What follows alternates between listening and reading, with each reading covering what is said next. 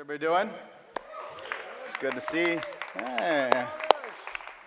I could do this all morning, just clapping and pointing and smiling.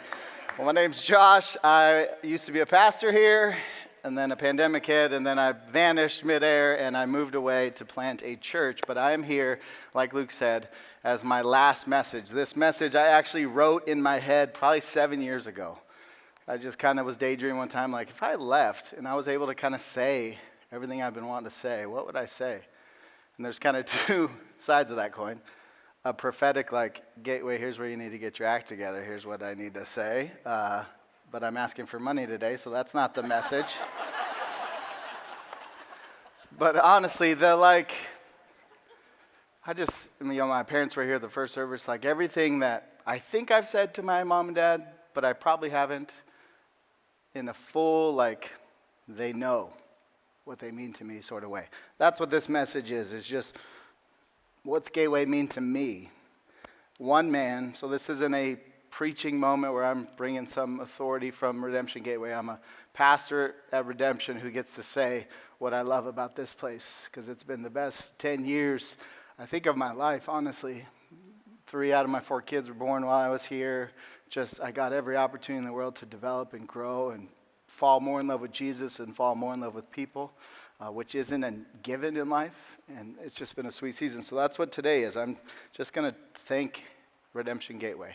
Just a quick update, just so some of you asked, like, hey, what's going on? Well, we did move in the middle of all this. It was like April 1st. I'm like, we need to put our house on the market. And the realtor's like, this thing's going to blow over. And you see his wisdom and discernment. It did not, but we still put the house on the market. We moved. We're camped out at the 51 in Cactus. We have a building location that we can rent for a while, 24th Street in Cactus, if that means anything to you.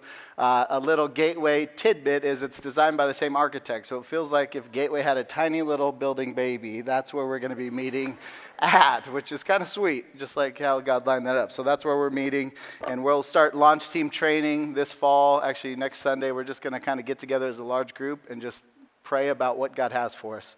So I'm very excited, and I'm very excited / emotional about this message.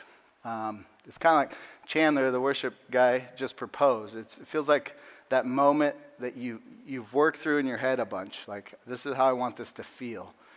I've worked through this message so many times, and I preached it already once at the first service. I don't want to preach it again, but I want you to know how I feel about this place, which I think is a honest assessment of this place, because I've been seeing it from every angle. I know the ins and outs, and it's just a great place. So that's what we're doing today, and I just want to use this passage not to preach or teach or to dissect Greek words, but just to kind of springboard us into what I'm talking about. So Romans there says, "For as in one body we have many members, and the members do not all have the same function, so we, though many, are one body in Christ, and individually members of one another."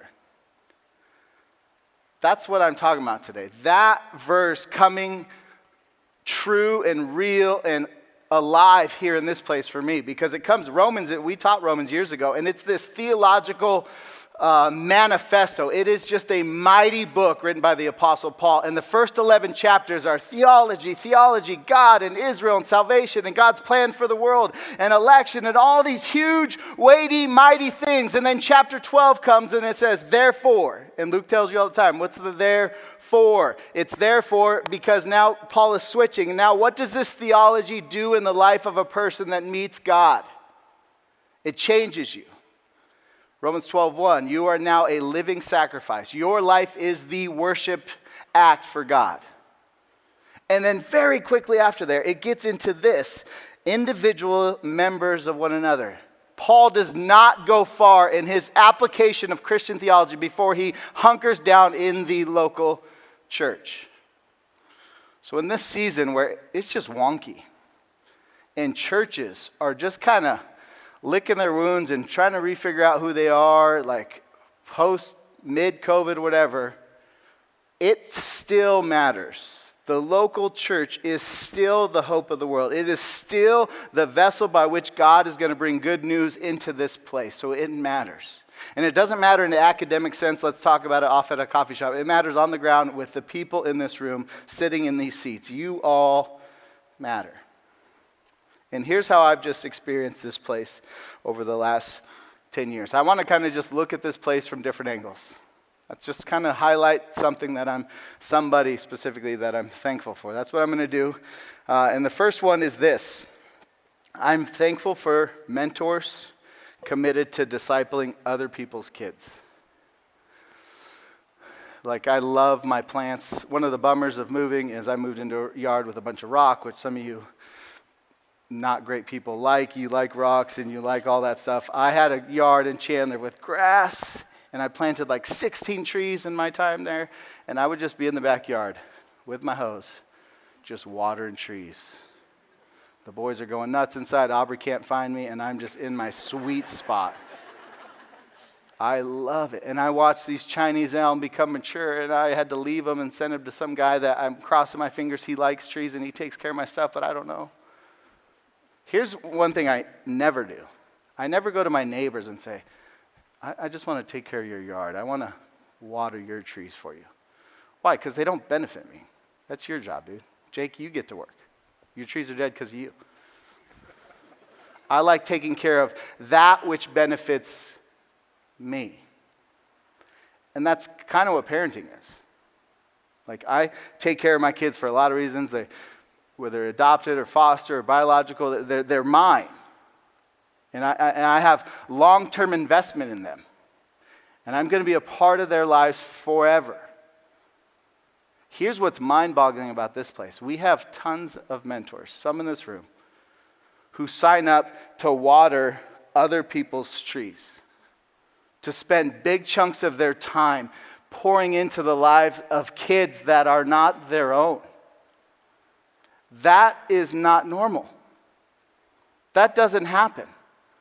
In this fast, consumeristic, selfish sort of world, nobody says, you know what I want to do in this little bit of margin I have left in my life? I'm going to take this little margin I have and I'm going to devote it to 14-year-old boys that aren't my own.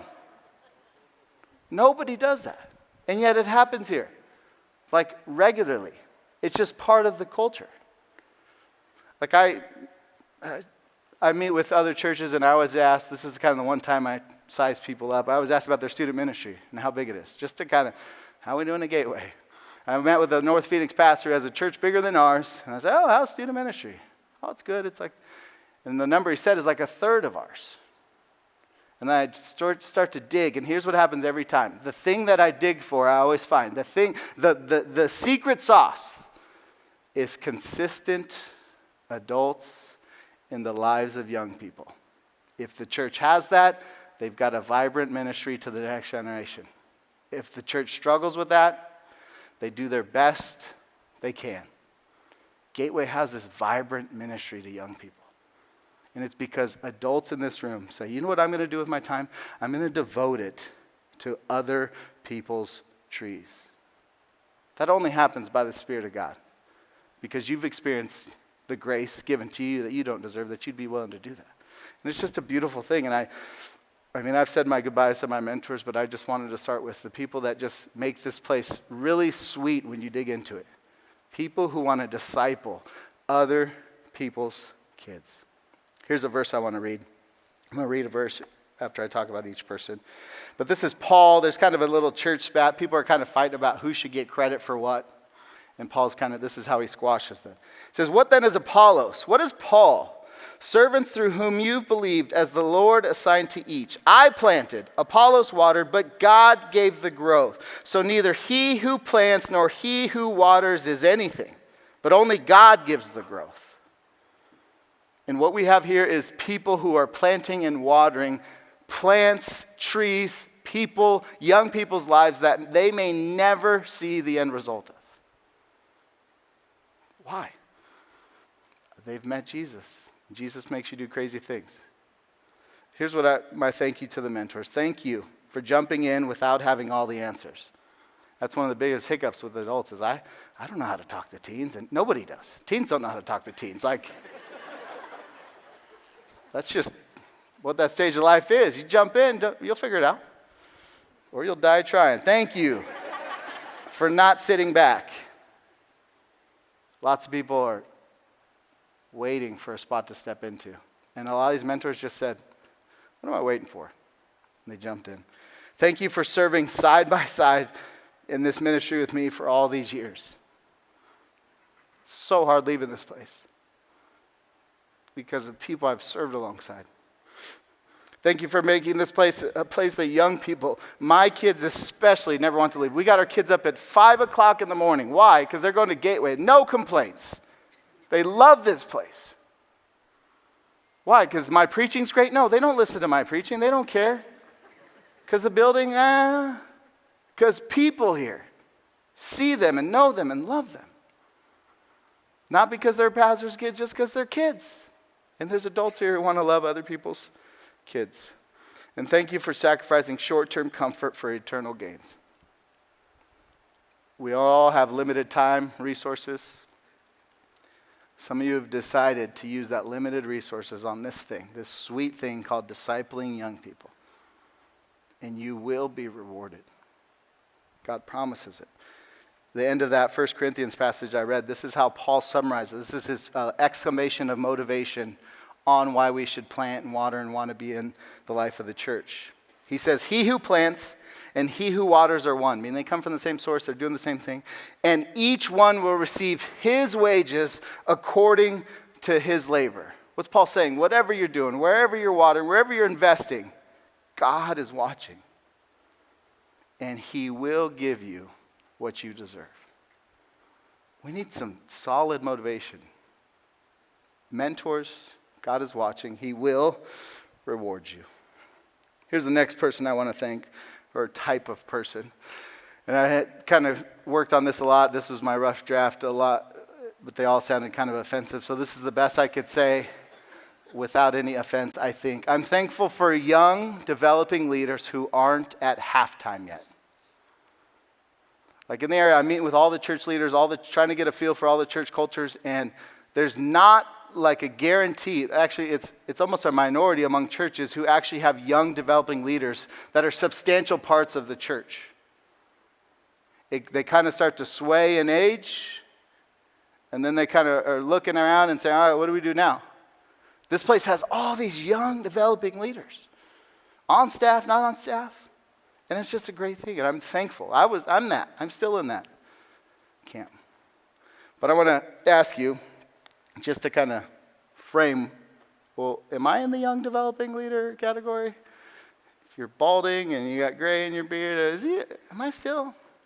So we had this guy come in to the pastor's training, probably, it was, I think, right before COVID, February or something like that. And he's a life coach, life mentor. He's coached all these leaders and executives.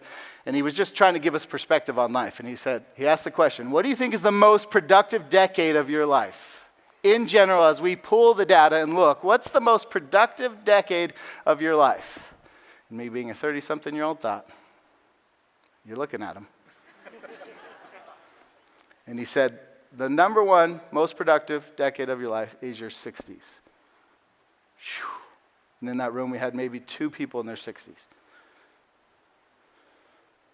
So, all right, what do you think is the second most productive decade in your life? Well, you were looking at it the first time, but 70s. And he goes on to talk, and he's just redefining success and productivity and faithfulness in this world that has a really goofy answer to that. He said, all right, what's the third most productive decade of your life? 50s. Raise your hand if I did not call on you in any of those decades. Hands up high. Look at this unproductive bunch in this. Like, what are you doing with your lives? Get your act together. It was so fascinating for me as somebody thinking like I'm entering the prime of getting stuff done in this life. I think we all kind of have some sort of like really sharp bell curve to life. Like you're heading and you get this prime somewhere like when 30s, 40s, maybes, and then it's just everything's downhill. I mean, that's what we say, over the hill. Like that's life. And this guy said, no. The way God sees faithfulness in you being able to use your resources and your wisdom and all this collective knowledge and experience you have. This is how life shapes up. So let's go on to the fourth most productive decade. is your 40s. I think Simmons is 40 or 41. So you're being led by somebody who's not even in the top 3 of success and productivity in life. You got a lower tier leader there. All right, what's the 5th? Come on, dude. I've been here this whole time. 30s. Finally. Top 5, baby. Now just raise your hand if you're still not on any of those lists. Hands up high. Not even cracking the top 5. Like, what do you make of that? You could say, it's the one guy. It feels biblical. It feels like what the book of Proverbs is trying to get us to understand. So what do we make of a church then that has a bunch of 20-something-year-olds who are giving more and more empowerment to do and lead ministry here? Have we lost our biblical stance on maturity and character? And Redemption Church, at its core, you slice it up and you dissect it and you look at it. It's about this. It's about discipleship and it's about leadership development, period. Those things, discipleship, and they're not mutually exclusive. Discipleship, leadership development. Discipleship, leadership development. Here's where churches kind of lose sight of it. Like, that leadership development piece is not a given. And there's not a lot written to, program that into your church. So it's got to be a conviction from your heart to actually empower. I think Gateway's maybe hired a couple of people since I left, and I'm guessing their average age is 12 or something. They're 20-something. There's no rule book. All right, your next hire needs to be your median age on the elder board, your pastor. You're trying to be faithful to what the Scripture says, but I think faithfulness includes leadership development, and especially empowering these young developing leaders, me included. The last 10 years have been the best years of my life. The last 10 years have also included me getting kicked and exposed and walking in messes that I've made more than I'd like to admit. So a lot of churches know that. So they're like, let's avoid that. This church dove headfirst into this idiot and started to empower me. When did I reach sufficiency for pastoring? But Gateway is committed to young, developing leaders. And it's a beautiful thing, and it's a scary thing. Recently, I met with this pastor who's kind of this developer of young leaders. And we were trying to create an intern program. And we were like, we want to invest in the next generation. We want an internship program. We meet him at Culver's. We're like, all right, tell us what to do. He's like, all right, before we go any further, any programs, any papers, just know this.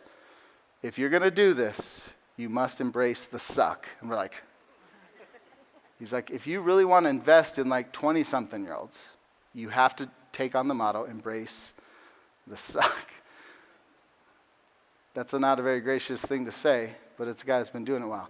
The book of Proverbs has another way to say it that I think is a little more poetic. We'll say it this way.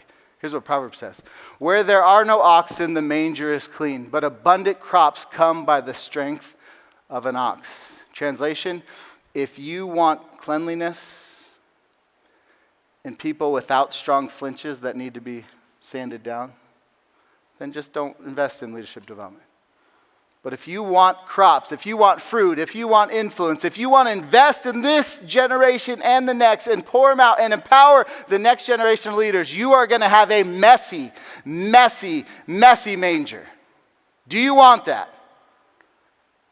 A lot of churches say, I like being around people kind of who are as wise as me. I'm tired of listening to the 20-year-old pop off. Just as that 20-year-old who was popping off, I appreciate that this place sticks with it and pours into the next generation and does it graciously and wisely. I wrote this down for young leaders. Thank you for keeping this place lively. There's just a passion you all bring. Thank you for being passionate about ministry and leadership at a young age. That's not a given. You have all these callings to think about, and ministry is not the holy, highest priority calling in the world. But to give yourself to ministry and to serving others is a great calling. And the fact that you're doing that in 20s, that's incredible. Thank you for trusting the process of leadership development. It is not an easy road. Like I said, the hardest 10 years of my life were here. The greatest 10 years of my life so far have been here. What made it hard? I did. It's trust the process.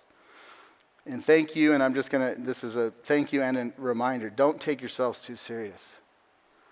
Like, holy smokes, do we live in a world where everybody is taking themselves so serious? 20-something-year-olds, 30-something. Don't buy into that. Don't take yourself too serious. God sees you. He sees you working. He's with you. Have the big things in place. Redemption Gateway, thank you for being a place that's okay with a dirty manger. A lot of which of the dirt and mess came from me and others like me. So thank you for being faithful. Here's the third person I want to thank. And this isn't a group of people. This is just one specific person. A leader who can take a punch. How many of you guys like boxing? I asked at the first service and like 2 hands came up. Any boxing fans? I love boxing. I used to watch boxing all the time. And my wife said, you could maybe explain what it means to take a punch. So like imagine somebody punching you in the face and you took it. You're like, all right, I'm back. That's what taking your punch. You can get hit and you're back in it. I remember when CrossFit was like starting to take off and I was at my buddy's house. His dad's a boxing instructor and we're all talking about CrossFit and I can power whatever you lift Seth disciples do of like, I can lift 15,000 pounds and good old Ray Luna standing there, big old dude, just says, yeah, but can you take a punch? There's a way to measure toughness in weight lifted, and there's a way to measure toughness in the ability to take a punch. What does it mean that we have a leader here that can take a punch? Luke Dean Simmons can take a punch. I don't know if he can take an actual physical punch. I've never seen him in a fight. But any leader who wants to do anything significant is gonna take punches. Anybody who wants to follow Jesus in this world and do something with their life and follow him in the good season and in the hard is gonna take punches. And any church that's ever going to be healthy and thriving and flourishing and benefiting the community it's in, you dig down deep and here's what you're going to find. There is a leader or leaders who can take punches. Like Luke Simmons is like the Muhammad Ali of pastoring. You all see, Muhammad Ali is this great, you say, who's the greatest boxer of all time? People don't even know boxing. This guy Mike Tyson and maybe Muhammad Ali. And you'd be right. Why? Because Muhammad Ali could dance, he could punch, he hit hard, he could knock you out, he could dodge. He was everything great a boxer is supposed to be. But he also had this secret gift. I was watching ESPN Classics one time on the best chins in boxing. That's a way to say you can take a punch. And Muhammad Ali was one of the top 3 list of 100 best chins ever in boxing. So like a lot of us look at Luke, me included, and we see, gosh, he can lead, he can teach. I mean, he preaches, he makes the Bible come alive to me. He's pastored me, he organized. Those of you that get really close to him, man, he is an organizational genius. He builds teams. He planted this thing, and look at this thing now. And he does all that. And now he's like a podcast. He has 46 podcasts or something that started since the pandemic. And he's got a Christmas album coming out. I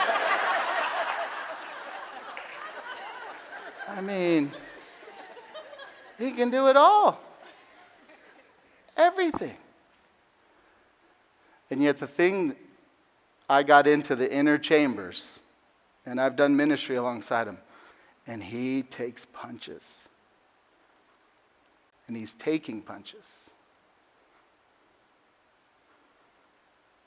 Everybody's got great thoughts on how leaders should be doing it different. And the frail leaders are the ones that let it sink in and crumble them. Or they respond in anger. The Jesus-like leaders are the ones who can sit and listen and take it and not respond. Theologically, this is what is said about Jesus in the book of 1 Peter. What does Peter say about the leadership of Jesus? What was Jesus like when stuff was pressing all around him?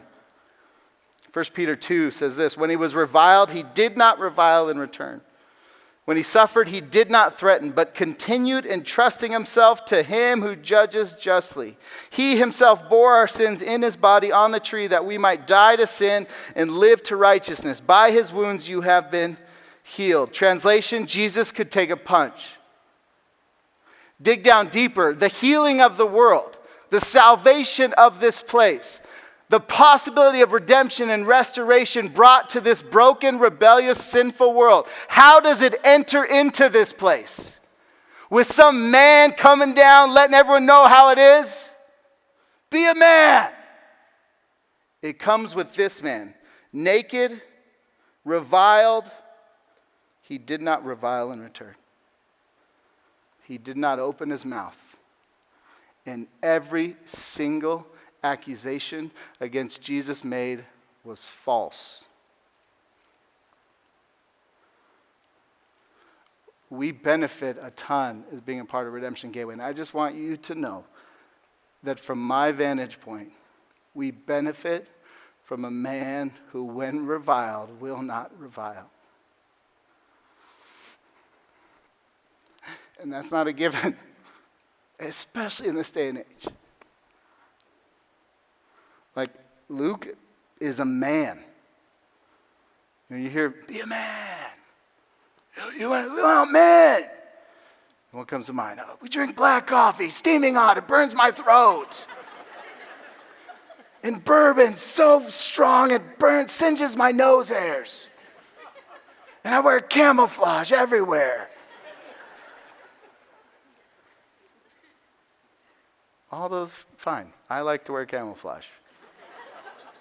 But you want to see a man. You look at Jesus on the cross. When he was reviled, he did not revile. In Redemption Gateway, you have a man who leads this place.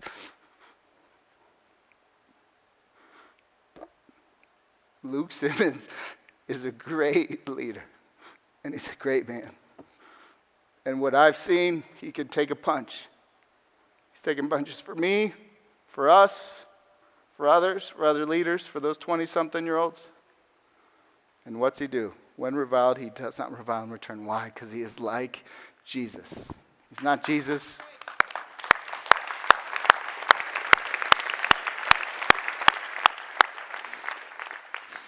Thanks, Nikki Reeves. So, Simmons, I don't know where you're at, but I love you, and I thank you, and I've learned a lot just from watching you. I mean, podcast away, but your backbone and your spine, I hope to take with me to North Mountain. And the last one is this. I'm thankful for joyful, selfless older women serving behind the scenes in this place. Like, I could list a lot. I mean, they're just kind of everywhere. Kind of like Natsky kids. Everywhere you turn, there's another one of them. You got Sandy here, you got Pat, you got Barbara, you got Jane. I got a picture of a few of the ladies that have become near and dear to me. There's Linda Hankins, watching from home. And that knucklehead's Jude. You got Diane Chan.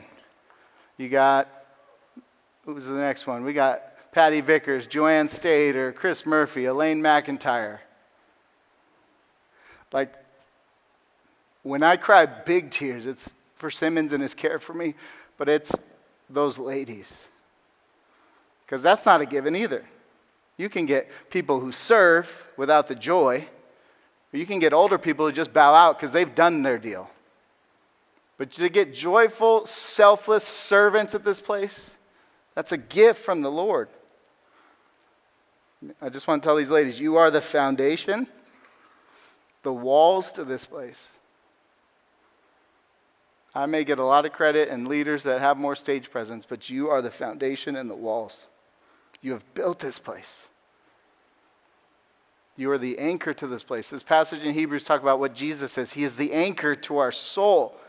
And I feel like the anchor to the soul of this place is those ladies. This place is not what it is without them. They are the anchor here. And Tim Mon is a leader at Redemption Gilbert, and this is a thing he has to tell us young guys a lot. And I don't think these ladies ever need to hear this because they're already living what Tim's trying to get us to figure out. Tim says, you got to fight to be small. Fight to be small. Fight to be small. What's his point? We live in this world that we want to be seen and known and recognized and appreciated. And Tim's like, fight to be small. Young men, you have all this ambition and all this desire, and it's got wonky motivations. Fight to be small. Do the little things behind closed doors that need to be done. Why? Because that is faithfulness. And we have that happening all the time here with these ladies as the prime example. Like I thought, how much do I want to preach hard stuff in a sermon? I'm asking for a lot of money. This will be the only thing I say. Like maybe this world we live in that assumes that all of our opinions should be shared, and our assessment of all the problems and all the solutions and all of our assessment of other people's assessment of the problems and solutions need to be perpetually placed before the watching world through various channels. You might know of these things. And that is how this world is going to get to be a better place.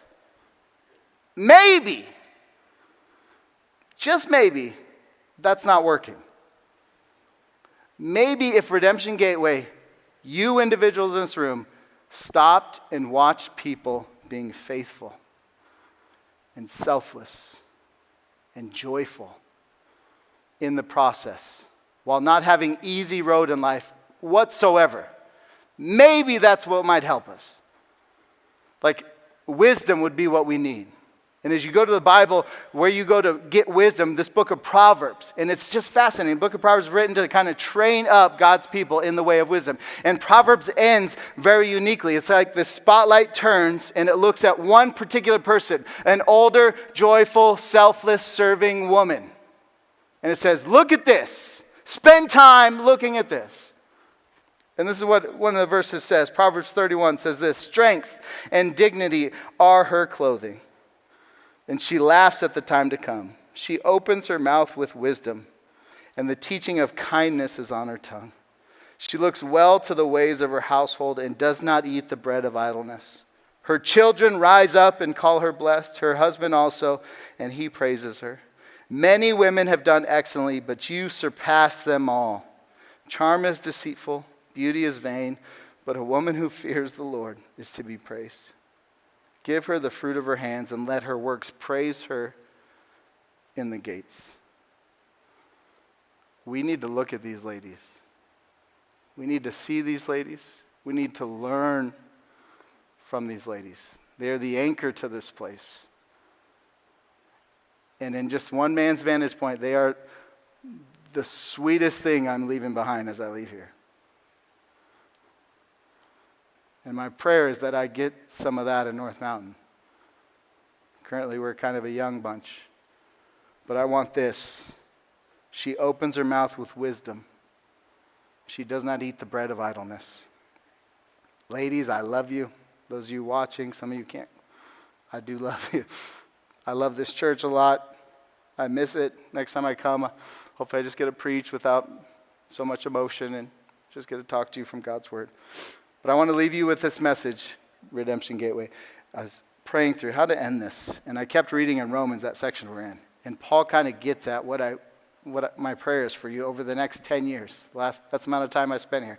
10 years from now, Gateway is going to be amazing, more amazing than it is now.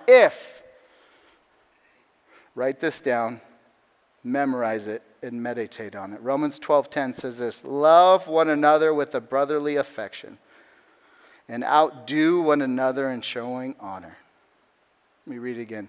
Love one another with a brotherly affection, and outdo one another in showing honor. Gateway, let's outdo one another in showing honor. I love this place, and I'm going to miss it dearly. Let me pray for you. Father, thank you for mentors. God, I see Austin in the back and Dan and just people that are committed to kids, not their own. God, thank you for the young leaders that you have developed here, myself included, and the young leaders you continue to develop through this place that sees it as a priority. God, thank you for just the chapters of my life that were penned here and how significant it is to me as a man, as a husband, as a leader. God, thank you for Luke, who would never in a billion years get up and tell people, I've got a great chin. But he does. And he's tough. And it's toughness that's saturated on love. And I thank you for him. God, thank you for these ladies. Think of the ladies at home. Some of them taking care of husbands even, who are just the backbone of this place, the walls and the foundation, and make this place what it is. God, you're watching them. I pray that they would feel your favor on them. They would know that you see them and that you love them. And I pray for this church in particular that we would see them and honor them, and we would outdo one another in showing honor. Jesus, thank you for Gateway. I love you. I love this place. In Jesus' name we pray. Amen.